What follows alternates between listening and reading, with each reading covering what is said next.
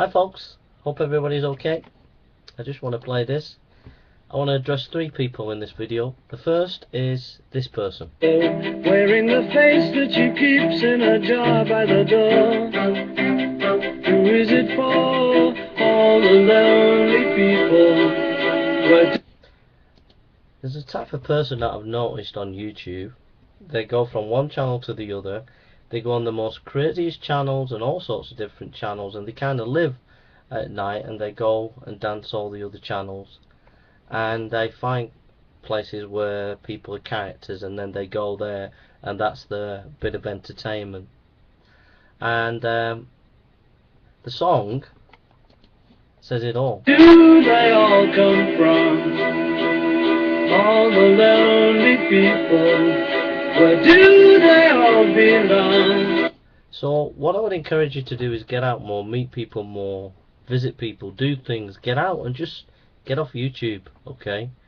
Because you don't want to be a lonely person stuck on YouTube. He said, yeah, you're always on YouTube. Yeah, but I do meet people, alright? I do meet people, believe it or not.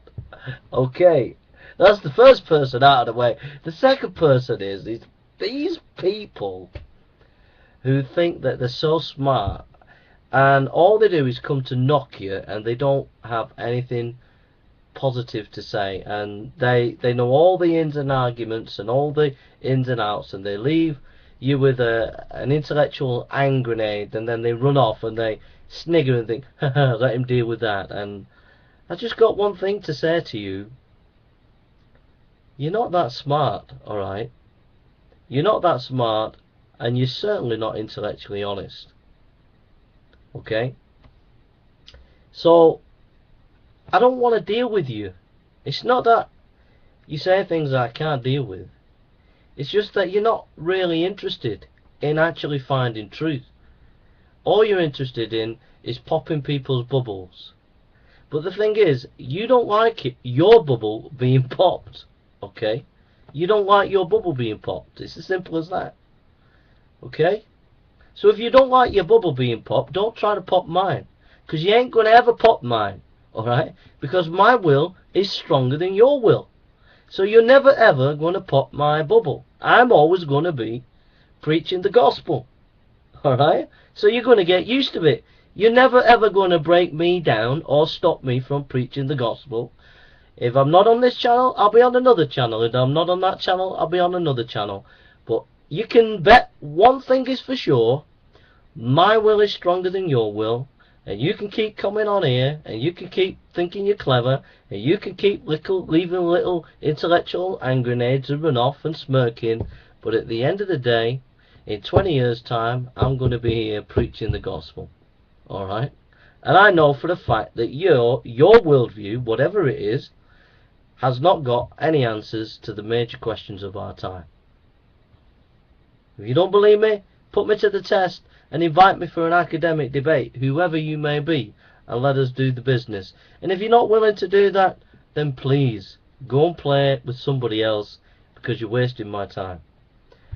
But there's the third person, and they're honest, intellectually honest, and they genuinely think about things. Okay, I'm addressing you. You're the one I'm addressing.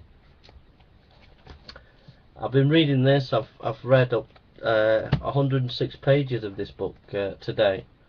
It's The Resurrection of Jesus, a historical approach by Licona, published by IBP.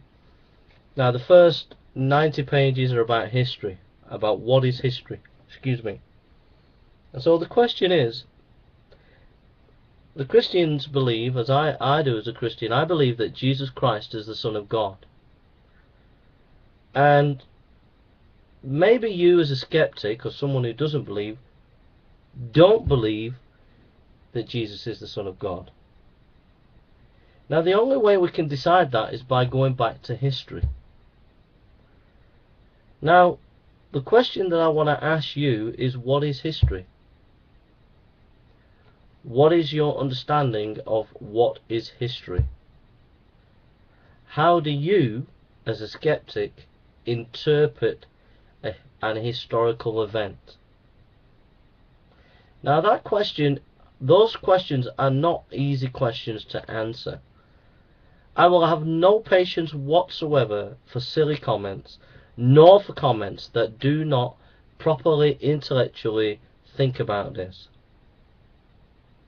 On the one hand, you have realist historians who believe that you can go back to history and have some probable understanding of an historical event. But notice probable. Most historians do not believe in certainty in having a past understanding